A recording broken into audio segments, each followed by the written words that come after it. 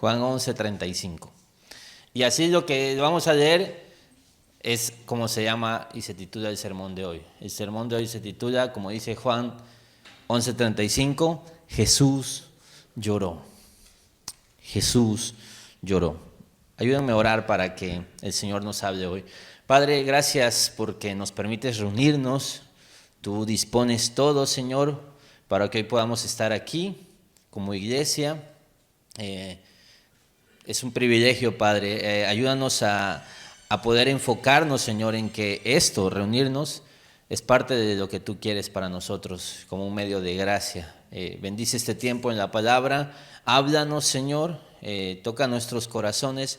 Convéncenos de estas verdades, Padre. Bendice al que está también en su casa. Háblales también, Padre. En nombre de Jesús oramos. Amén. Amén. Ok, Jesús lloró. Y vamos a estar viendo toda esta porción que te dije.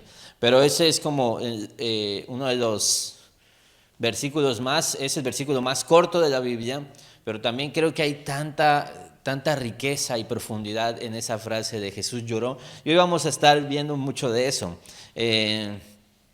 Dice, a su llegada Jesús se encontró con que Lázaro, dice el 11:17, llevaba ya 4 días en el sepulcro. Ok, entonces estamos, y de recuerdo el contexto, Jesús acaba de huir de Judea porque lo querían apedrear, y ya que huyó, luego llega un mensaje diciendo, oye, tu amigo, el que amas, hermano de quienes amas también, que son sus hermanas Marta y María, está enfermo de gravedad, está enfermo de muerte.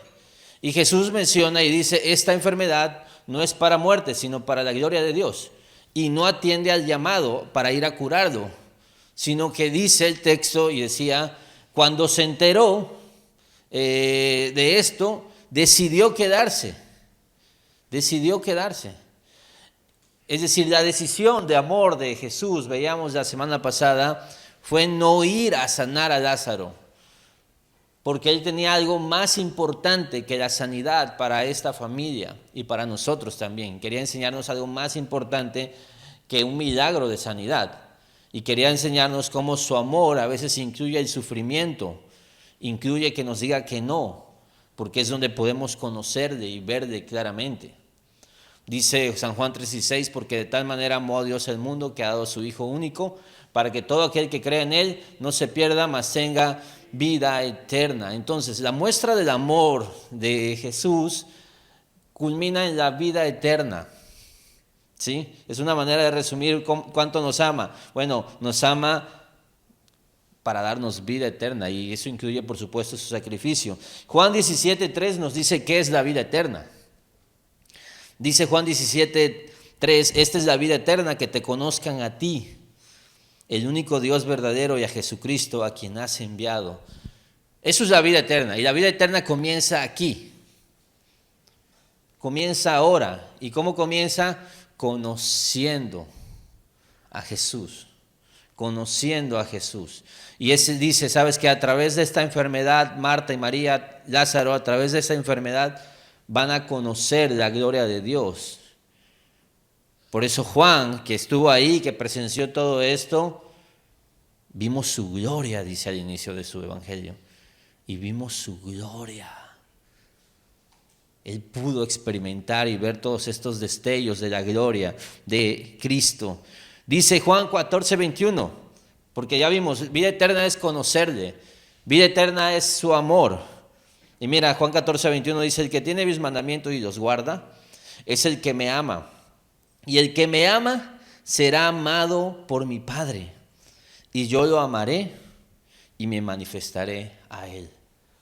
Entonces, cuando tú amas a Jesús, Él te ama también, por supuesto. Y una de las formas en que Él muestra su amor es que Él se va a manifestar a tu vida. Jesús quiere que lo conozcas. Y Jesús quiere, y Dios quiere, que nosotros pasemos de un conocimiento teórico como trascendental de Dios está en su trono y es soberano y Él manda la lluvia y Él hace todo esto, a algo, un atributo de Dios es su inmanencia. que es diferente a su trascendencia. Trascendencia es que trasciende, que está más allá de nosotros, ¿no? Y es trascendente Dios. Pero también es inmanente. ¿Qué quiere decir? Que está con nosotros, que camina con nosotros. Y eso lo hace diferente a cualquier otro Dios de otra religión. Justo ahora estamos cerca del 20 aniversario del 11 de septiembre, del ataque terrorista contra las Torres Gemelas, ¿no? Y hay una película muy interesante que se hizo hace años, que se llama Vuelo 93 o United 93, ¿no? Que nos cuenta de una manera dramática, impresionante, lo que se vivió en este vuelo de estas personas, que era el cuarto avión, ¿sí? Que tenía un destino y estas personas heroicamente lucharon y pues el avión cae y mueren todos, ¿no? Pero no llegó a... Y hay una parte de esa película impactante donde literal todos ya saben que viene el fin, tanto los terroristas como los que están sentados, los pasajeros.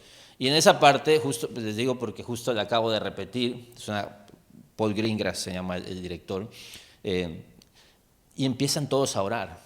Y empieza, Padre nuestro que estás en los cielos.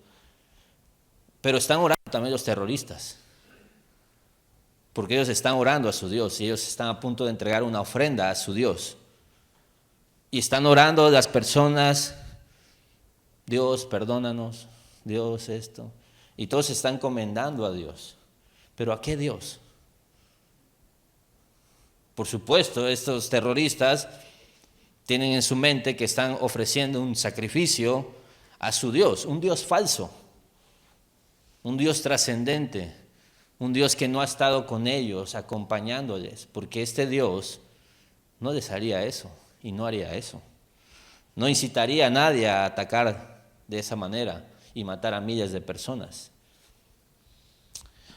Y a veces nos cuesta trabajo, porque ese era el problema de los judíos, de los fariseos, de todo eso. Decían, Padre, y ellos decían, no puedes mencionar el nombre de Dios. A ellos les costaba decir, y entonces viene Jesús y le dice, Abba, Padre, que es como papá o como papi. Y es, wow, puedes tener una relación con tu Padre así, de confianza. Y viene Jesús como un amigo. Y viene Jesús como alguien cercano y rompe los paradigmas de la religión, porque nos cuesta conocer a este Jesús y nos cuesta verlo en nuestros momentos difíciles, como que sentimos que está resolviendo muchos problemas mayores, generales, está ocupado en eso, está ocupado en esto otro. Y nos cuesta tener una relación de día a día, de poder platicar con Él, de poder comentar de cosas. Y yo entiendo que no romper esa barrera del respeto a su majestad, pero sí tener esa confianza. Jesús está conmigo, es mi amigo, me entiende, Él sabe lo que estoy pasando, le puedo decir lo que siento ahora mismo. Él quiere que le conozcas. Quizás hoy puedes ver y me encantan estos textos y Juan cómo nos los cuenta, porque la intención de Juan es que veamos a Jesús como Dios, pero también como humano. Y en este Jesús emocional, en el buen sentido de la palabra. Porque ese Jesús emocional de repente nos deja jugar su partido, nos deja jugar en su cancha y nos deja estar con Él. Y ya lo vemos como el primogénito entre muchos hermanos, como dice la Biblia. Y ya podemos decirle amigo. Y ya podemos decir, vamos Jesús acá, acompáñame aquí, te necesito aquí.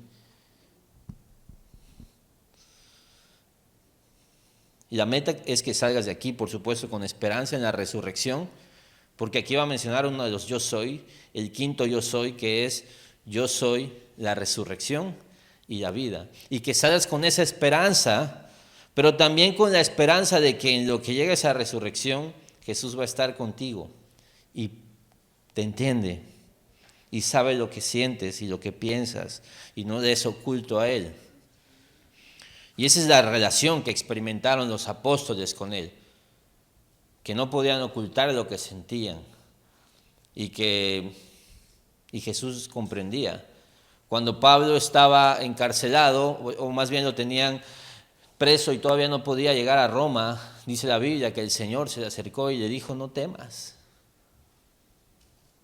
Él entendía, vas a ir, y cuando está en el naufragio también se le acerca y le dice, no tengas miedo, vas a llegar a Roma.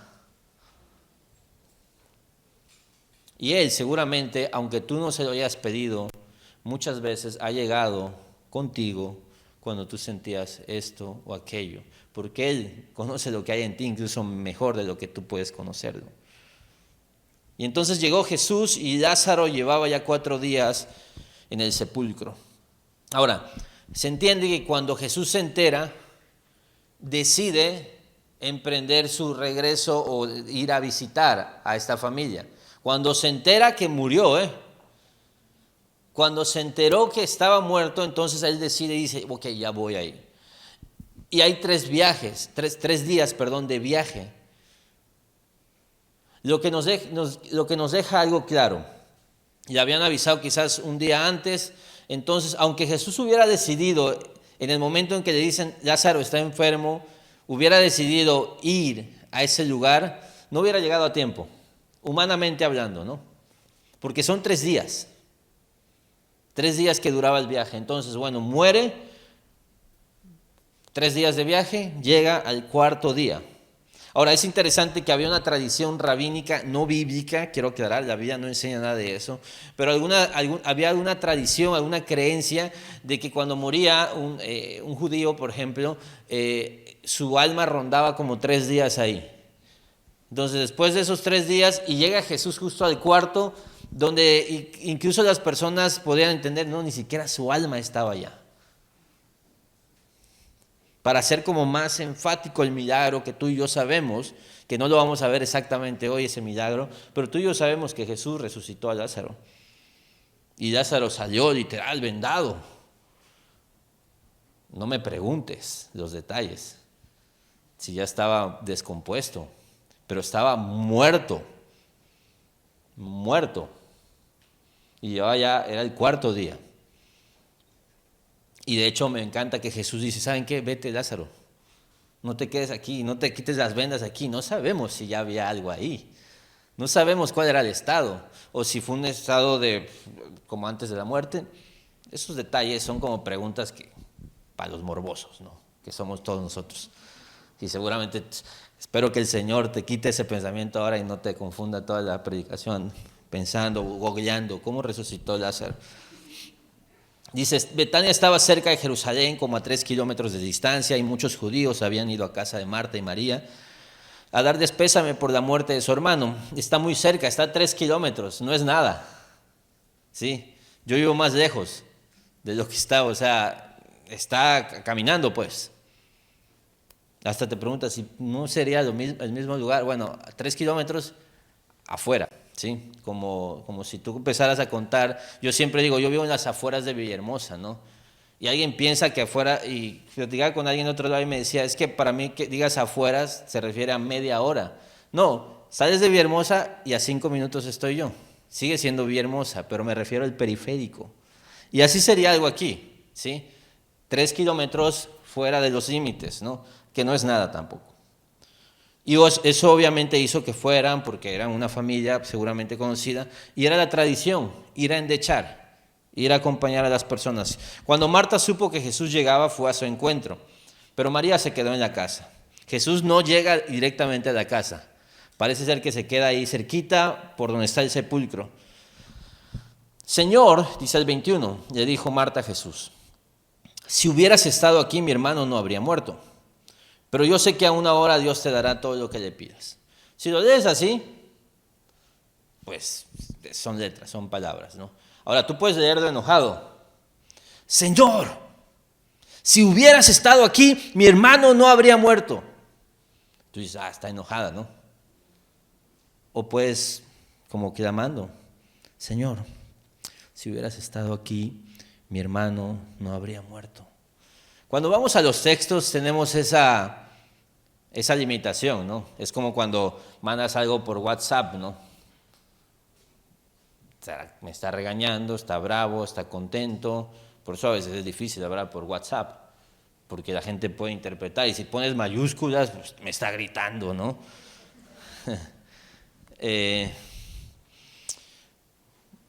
Yo creo que lo que hace aquí Marta es repetir lo que había estado pensando durante los días anteriores. Si Jesús hubiera estado aquí. Si Jesús hubiera estado aquí. Y más que un reproche, es una expresión de una sensación que ella tiene.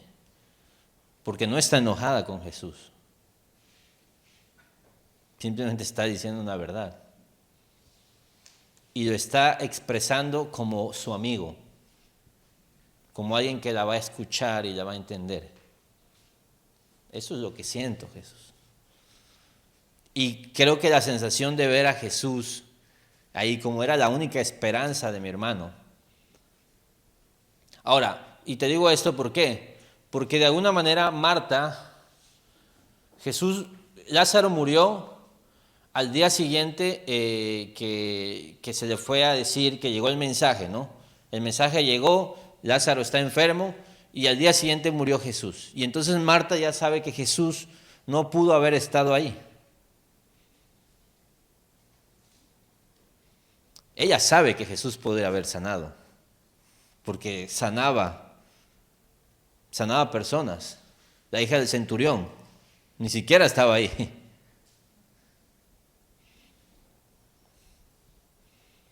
No es resentimiento, no es desencanto, no es ya no confío en ti, Jesús.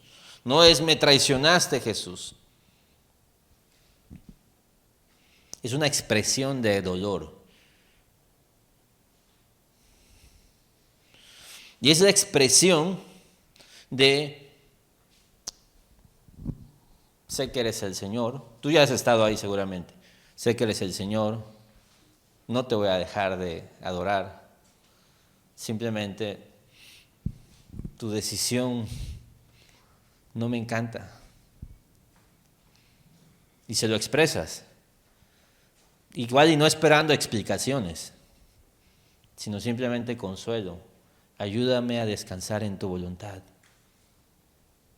Ayúdame a estar en paz con lo que tú decidiste. Consuélame, porque este dolor que tú permitiste se siente terrible. Pero mira, me encanta Marta, que yo sé que Marta y María tienen otra historia, y Marta tiene una mala fama ahí, le usan como la mujer afanada, casi la mujer mala, ¿no?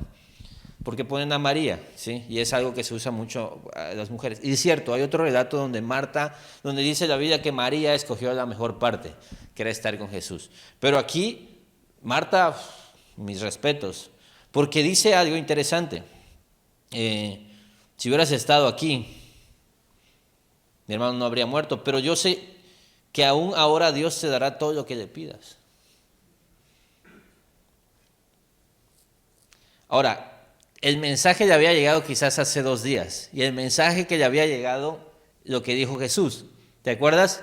Esta enfermedad no es para muerte, sino para la gloria de Dios. Imagínate Marta en el funeral pensando eso, ¿qué significaría eso? Si me había dicho que no era para muerte. Y entonces de alguna manera hay como una esperanza ahí. Marta ya asimiló, lleva 4 días que murió su hermano, ya lo asimiló, ya lo lloró, pero hay algo ahí, hay como una chispita que aún no se apaga. Y esto es muy humano, es muy humano, entiendo lo que decidiste, pero aún, si fuera tu voluntad, todavía puedes hacer un milagro. Y esto pasa en cualquier circunstancia, en enfermedades por supuesto, pasa mucho, sobre todo cuando ya le dice a una persona, ya no hay nada que hacer, pero también en otras circunstancias. Estás a una firma del divorcio, tú dices, quizá podría haber salvado esto. No tienes eso que has estado pidiendo y ya te resignas, pero dices, todavía podría haber algo. Y no es un no descansar en la voluntad de Dios, Dios puede. Dios puede. Y de alguna manera es como, creo que en el corazón de Marta combaten las tinieblas del dolor y la luz de la esperanza. Y eso es un estado en el que los seres humanos vamos a estar más de una vez. La luz de la esperanza, pero se siente horrible. Y quien ha estado en un funeral de un ser querido sabe que la esperanza de la resurrección está ahí, pero el dolor a veces es más grande.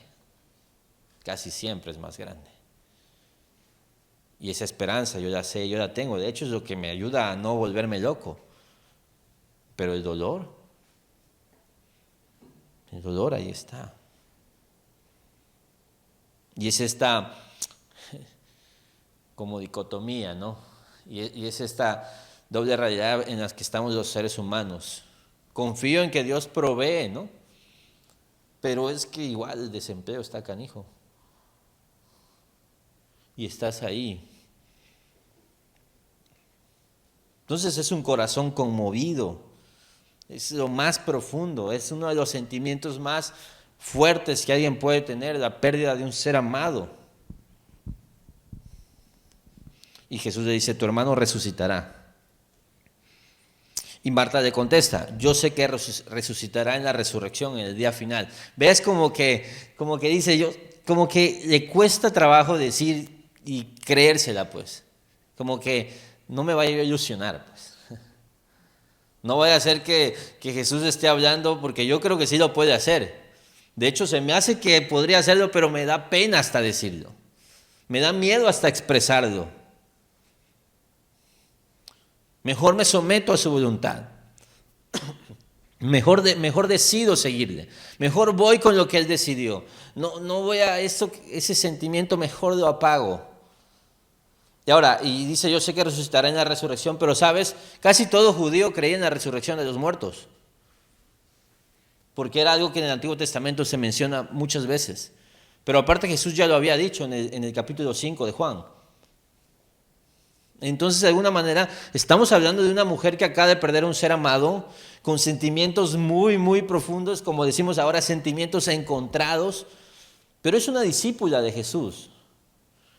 Es una mujer que ama a Jesús, pero es un ser humano normal. Y es tan normal que otra ocasión donde Jesús quería que estuvieran con él, ella se pone a lavar trastes y se pone a arreglar la casa y se pone a hacer esto. Y es tan humana como que sí quiero estar contigo, pero quiero atenderte. Y estas contradicciones que tenemos como seres humanos.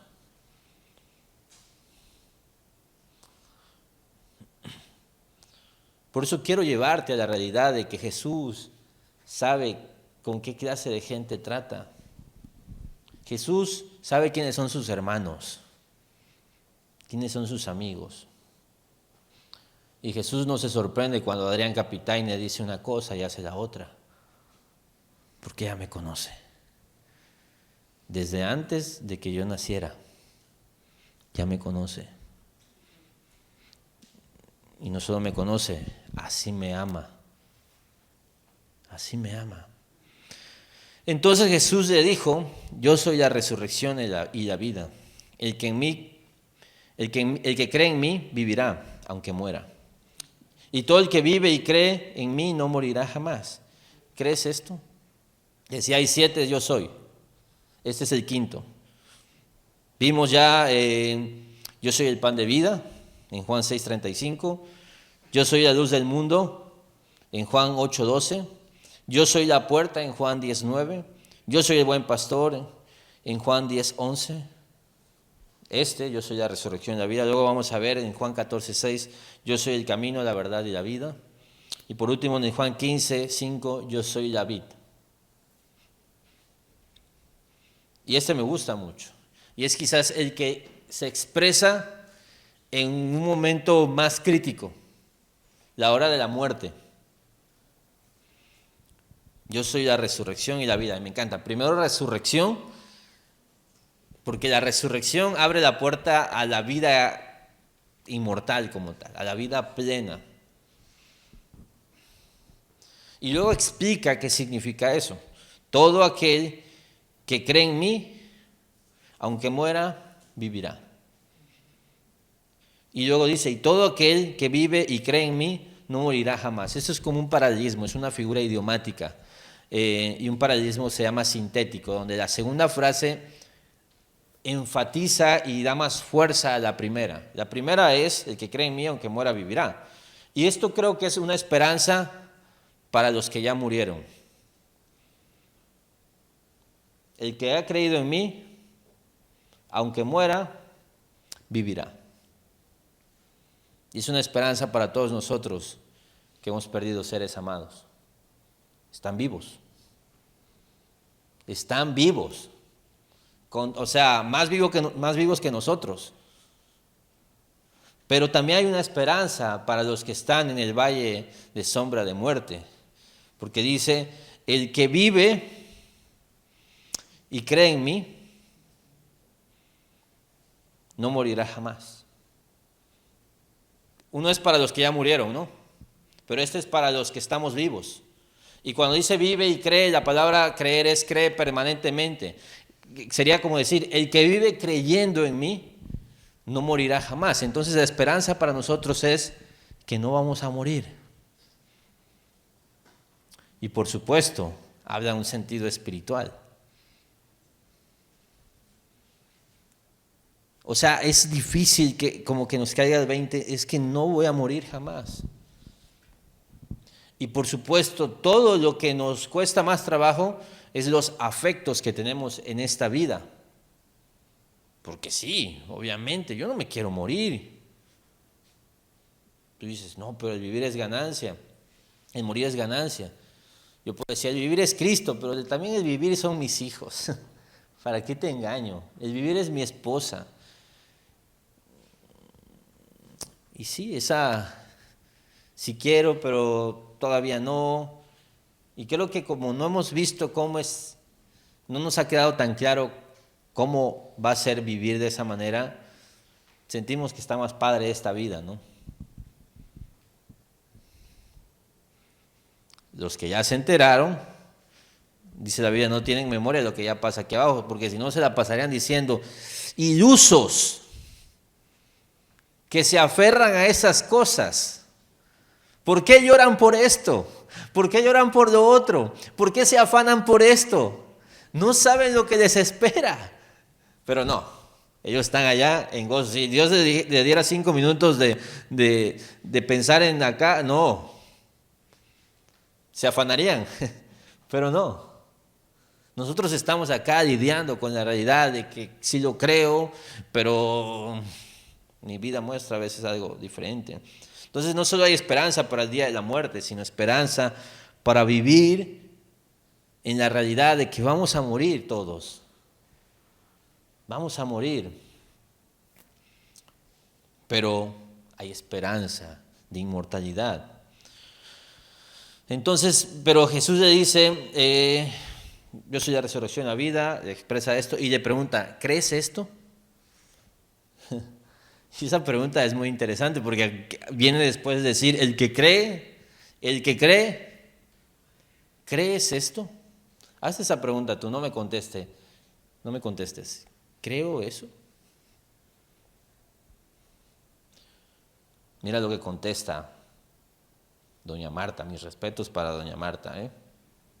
Sí, Señor, yo creo que tú eres el Cristo, el Hijo de Dios, el que había de venir al mundo. Wow. Quiero que recuerdes en qué circunstancias lo está diciendo, cerca del sepulcro de su hermano. Y estos son hermanos que se aman, hermanos unidos.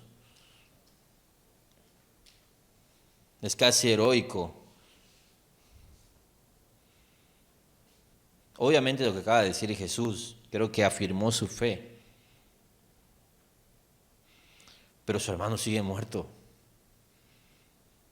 Y debe haber ahí un choque, una contradicción de, ¿será que lo va a resucitar? pero no lo está haciendo. A lo mejor simplemente tengo que abrazar esa esperanza y eso es todo lo que me queda para el resto de mis días. Pero dice, sí, yo creo que tú eres el Cristo, le dice. O sea, tú eres el Mesías anunciado, tú eres el Salvador del mundo, tú eres el Hijo de Dios, el que había de venir al mundo.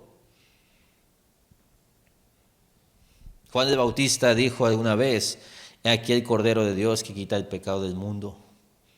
Andrés dijo, hemos hallado al Mesías. Felipe dijo, hemos hallado a aquel de quien escribió Moisés en la ley, así como los profetas. Natanael dijo, Rabí, tú eres el Hijo de Dios, tú eres el Rey de Israel. Simón Pedro, Señor, ¿a quién iremos? Tú tienes palabras de vida eterna y nosotros hemos creído y conocemos que tú eres el Santo de Dios. En Mateo también dijo, tú eres el Cristo, el Hijo del Dios viviente. Y esta de María se une a esas declaraciones gloriosas, esas afirmaciones de tú eres el Cristo. Y de repente creo que Marta no se ha dado cuenta de lo que está pasando, pero resulta que Marta está conociendo a Jesús en esta conversación en maneras que quizás no lo había conocido. Y tú no te das cuenta, pero también quizás estás conociendo a Jesús en maneras que tú no le conocías. Ahora, Marta luego va a vacilar, porque es humana. Porque esta declaración es como cuando tú dices esto el domingo, yo confío en tu provisión, Señor, pero luego en la noche estás preocupado de que, pues, qué vas a comer mañana. Porque luego, cuando Jesús dice, muevan la piedra, eso lo vamos a ver la semana que viene, Marta dice, no, ya de estar descompuesto, ya va a oler feo. Es como, Marta, o sea, ¿tú crees que Dios no puede resolver eso? O sea, si puede resucitar algo, a alguien, puede resolver también esa situación. Pero mira, esa realidad, esa humanidad, ese estoy en el cielo y luego en la tierra, que somos nosotros también. Somos nosotros también. Dicho esto, Marta regresó a la casa y llamando a su hermana María le dijo en privado, el maestro está aquí y te llama. Es muy interesante que María no fue. María también sabía que estaba Jesús, quizás María estaba esperando. Estamos hablando de dos hermanas, son diferentes, como la gente. Y por eso me encanta este relato, porque a veces vemos una persona, es que yo veo cómo se llevaba Jesús con Pedro, y pues yo no soy un Pedro, yo soy un introvertido. Aquí tenemos de todo, tenemos Martas, tenemos Marías, tenemos Juanes, tenemos Pedros, tenemos Lázaros. No hay una sola personalidad con la que Jesús pueda interactuar. Y entonces María está en esta circunstancia y dice, cuando María oyó esto, se levantó rápidamente y fue a su encuentro. Jesús no había entrado aún en el pueblo, sino que todavía estaba en el lugar donde Marta se había encontrado con él. Los judíos que habían estado con María en la casa dándole el pésame al ver que se había levantado y había salido deprisa, la siguieron pensando que iba al sepulcro a llorar. No sé si esta gente quiere mucho a María o son los chismosos. Sí. Yo creo que va más por allá, porque quiero que sepas que incluso el chismoso de funeral era una profesión casi, era un trabajo. ¿Sí? Y había gente que a eso se dedicaba. Yo digo, igual hoy no, hay gente que a eso se dedica más o menos, nada más que no le pagan, yo creo. Nada más para comer. Cuando María llegó a donde estaba Jesús y lo vio, se arrojó a sus pies y le dijo, mira lo que dice María, Señor, si hubieras estado aquí, mi hermano no habría muerto. Lo mismo.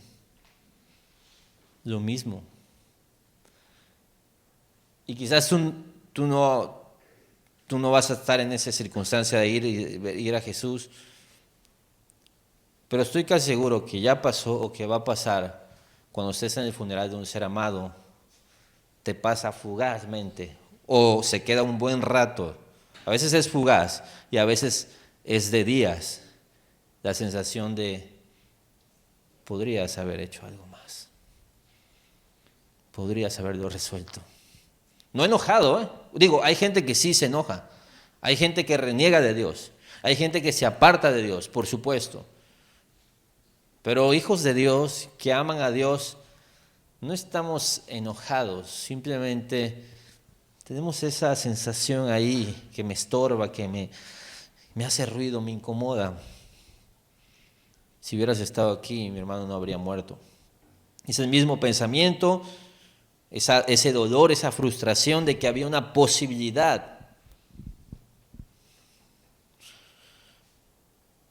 Y es expresar un dolor honesto. Porque aunque no lo expreses, Dios sabe. Dios sabe. Y mira, y al ver llorar a María y a los judíos que lo habían acompañado, Jesús se turbó y se conmovió profundamente. Ya vimos los sentimientos de los seres humanos, pero ahora los sentimientos de Jesús, porque Jesús es un ser humano también. Esa palabra de turbó y se conmovió profundamente tiene que ver con una indignación que se podría interpretar como referente al enojo, pero aquí está acompañado con una indignación que tiene un atenuante o que tiene algo ahí que la hace diferente, que es la empatía. Está viendo llorar a personas, está viendo a personas sufrir. Entonces y lo vamos a ver porque es como reacciona constantemente y luego va a derramar lágrimas.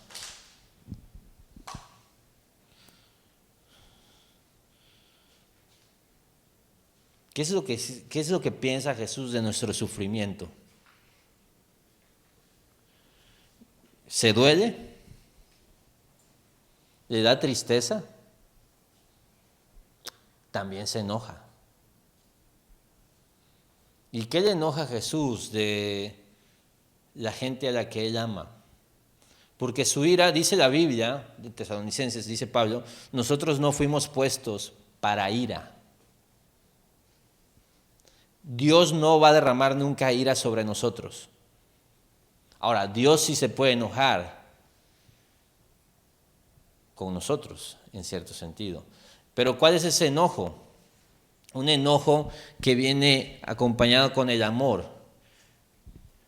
Y es el enojo que yo siento, o sea, no sé, cuando mi hijo no me hace caso, mi hijo se pasa brincando, puede brincar media hora así, pum, a un solo ritmo, hasta parece un loop, parece como si se hubiera quedado detenido el tiempo.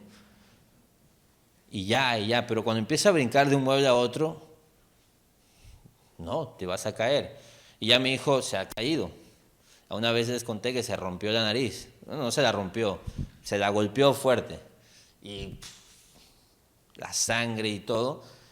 Y es ese que alguna vez a lo mejor tu mamá te fue a recoger del piso, ese abrazo enojado, ¿no? Ese chamaco idiota, ¿no? ¿Qué andas haciendo aquí? Ay, mi niño, no te pasó nada. Esa sensación de, me duele verte así. Y es indignación contra el pecado. ¿Sabes que la paga del pecado de Adán es la muerte?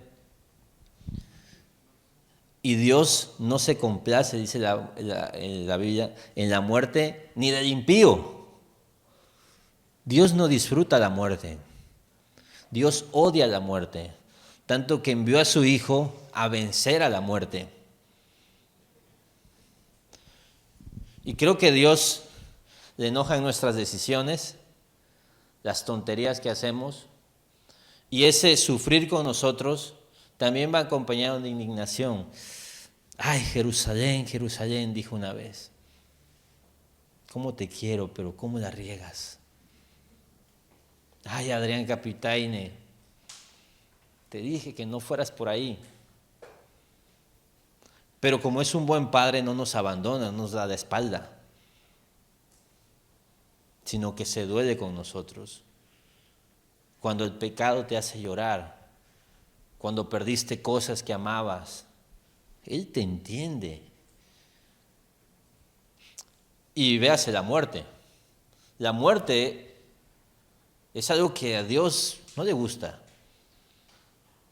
Y ver allá a sus amigos sufriendo, dice Hebreos que tenemos un sumo sacerdote que nos entiende. Y él experimentó eso. Cuando estés en un funeral, acuérdate, Jesús ya estuvo en un funeral. Sabe cómo es el ambiente, conoce las sensaciones. Es más, ella la sintió. Él alguna vez estuvo en el funeral de su papá. Lamentablemente se omiten cerca de 20 años en la Biblia. Pero él estuvo en el funeral de su papá. Y él amaba a su papá. Y ahora está en un funeral de un amigo. Y entonces se conmovió. Es una emoción intensa esta palabra en el griego. Es una emoción muy intensa. Es ese como, creo que ahí ya tenía el nudo en la garganta Jesús. Y pregunta, ¿dónde lo pusieron? ¿Dónde lo pusieron? Pregunta. Y el 35 simple y sencillamente dice, Jesús lloró. Y esta palabra lloró en el griego se le salieron sus lágrimas. Y estas lágrimas, creo yo, que eran expresión de amor, no solo por Lázaro. Los judíos dijeron, mira cómo lo amaba, dicen ahí. Miren cómo amaba a su amigo, que llora por él. Creo que María y Marta y los demás, por ellos está llorando también. Tú has ido a un funeral, por ejemplo, de alguien que quizás no tenías mucho contacto con él, pero sí a sus familiares. Y has sentido esa sensación, ¿no? De verlos llorar, ver a los hijos despidiéndose de su papá y así, y derramas tus lágrimas. La Biblia dice, gócense con los que se gozan y lloren con los que lloran. Y creo que esta es la representación perfecta de lo que eso significa. Jesús no llora la muerte como tal duradera de su amigo. Jesús está llorando por lo que causa la muerte, por ver sufrir a otros. Eso es llorar con los que lloran. Es amar tanto a las personas que me alegro cuando están contentos. Y eso nos debe diferenciar como cristianos. ¿La estás pasando muy bien? Súper, me alegro contigo. ¿La estás pasando muy mal? Sufro contigo. Lloro contigo. No me pasó a mí, te está pasando a ti. Quizás no me duele a mí tanto como a ti, pero a ti sí te duele. Eso es suficiente para llorar contigo. Juan describe a Jesús como un humano, lleno de compasión, genuino amor. Jesús sabía que iba a resucitar a su amigo, pero Jesús, como te decía, es inmanente. Vino al mundo, caminó con nosotros, padeció hambre, estuvo en la escasez, estuvo en el peligro y estuvo en la muerte misma. Dice Hebreos que Jesús con lágrimas lloraba al Padre en el Getsemaní. Jesús lloraba de pensar lo que venía a él, de pensar quizás en la traición de sus amigos, de pensar en cómo el pueblo, su pueblo que él amaba, lo iba a maltratar tanto, de pensar también en el dolor, porque él ya se había seguramente lastimado, ya se había herido alguna vez y sabía cómo se sentía el dolor y entonces sabe lo que viene, que lo van a torturar. Jesús lloró, dice el texto. Wow. Miren cuánto lo quería, decía. Pero algunos de ellos comentaban, que abrió los ojos al ciego no podía haber impedido que Lázaro muriera. Hay dos clases de personas, Pero sabes que las que están sufriendo son sus hermanas. Y fue diferente el tono y fue diferente la forma. ¿Qué es lo que quiero que entiendas ahora? que Jesús es nuestro amigo. Ya hablaremos sobre la resurrección, ya hablaremos sobre eso y es parte de la resurrección, de esa esperanza, pero él entiende y él comprende las emociones que se pueden sentir y sabe de qué estamos hechos. Dice la Biblia, Dios conoce que nuestra condición, que somos polvo. Y Dios no se sorprende. Sabes, muchas veces se ha pensado, y también es un punto de vista, que Jesús lloraba por la incredulidad de las personas. El punto es que a Jesús no le debería sorprender la incredulidad de las personas. Y el punto es que Jesús, y ese punto de vista pone a Jesús trascendente, un Jesús que va así y va analizando teológicamente todas las cosas, y va analizando qué creen en mí, qué piensan, están haciendo esto. No, es un Jesús que se mete ahí, huele a oveja, está entre las ovejas, camina con las ovejas. Es un Jesús que puedes orar y que no está pensando a ver si está orando bien, a ver si está diciendo las palabras correctas, a ver si está usando el método correcto. No, tú estás quizás en un hospital clamando, llorando, balbuceando. Y es este Jesús. Porque a veces lo queremos poner como un Jesús mecánico, frío, simplemente viendo el panorama y diciendo, a ver, estos creen, estos no creen. No. Jesús fue un humano con emociones. Y te digo algo, y es Dios con emociones. Y este Jesús es el que está intercediendo por nosotros. Y esa debe ser tu esperanza.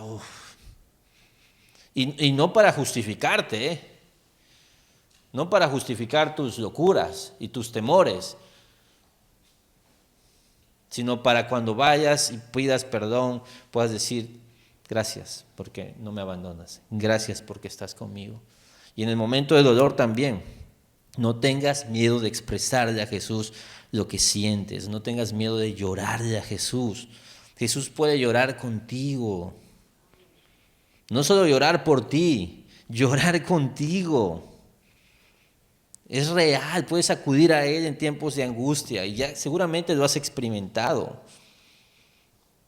No solo como un Dios que está en su trono, porque sí lo está, porque sí es rey, porque sí nosotros debemos de postrarnos y no somos dignos de tocar el borde de su manto.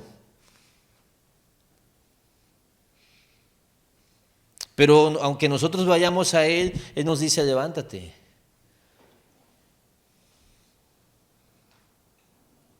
Hoy entraré a tu casa y cenaré contigo. Este Jesús cercano,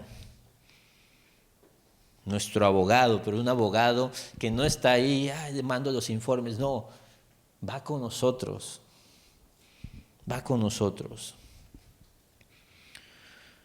Y esta es la vida eterna, que te conozcan a ti, el único Dios verdadero, y a Jesucristo, a quien has enviado. Que Dios nos ayude y expanda nuestras mentes para poder ver a este Jesús y poder entenderlo así y poder relacionarnos con Él así. Dejar de verlo como algo lejos, a quien le oro a ver si le llega. No, es alguien con quien puedo caminar y eso cambia tu manera de orar, tu manera de abrir tu Biblia, tu manera de congregarte, tu manera de vivir la vida. Está contigo y eso también cambia tu manera incluso de reaccionar ante el pecado. Y si me voy a meter ahí, oye, ya no vas a invitar a tu amigo porque a él no le agradan las cosas que vas a hacer ahí. Y ese me acompaña, pero ese aun cuando fallas, siempre está ahí. Siempre está ahí. Oramos para que el Señor nos ayude a que estas verdades de acá bajen al corazón y puedan echar fruto. Padre, gracias por tu palabra, porque es hermosa, la verdad es que es hermosa. La verdad, Señor, es que en un entorno y en un yo soy tan impresionante como la resurrección y la vida, nos das consuelo y esperanza, Padre, y esperanza no solo para el día de la muerte, Padre, sino para la vida misma, para el aquí y el ahora. Un aquí y ahora oscuro a veces, un aquí y ahora donde nos pueden diagnosticar una enfermedad, donde podemos perder nuestro empleo, donde podemos tener diversas pruebas, diversas circunstancias. Llena de esperanza a aquel, Padre, que está pasando por dificultades. Que recuerde cómo tú te expresas y cómo tú ofreces y das esta promesa. Pero también, Padre, ayúdanos a verte como este Jesús que nos comprende aún en medio de esas circunstancias, de esas emociones, que no está ausente, que no está apartado de nuestra realidad, Padre. Que no nos ve desde lejos y se ríe y piensa y analiza, sino que está con nosotros ahí, en el día crítico, en el momento más oscuro de nuestra vida, ahí estás. Ayúdanos a ver a Jesús así, como un amigo, como un hermano, como este rey que se humilló a sí mismo y caminó entre nosotros y habitó entre nosotros y está con nosotros todo el tiempo, Padre. Gracias por tu palabra hoy. Ayúdanos a conservar estas verdades para el día que más lo necesitemos, Señor. En el nombre de Jesús oramos. Amén.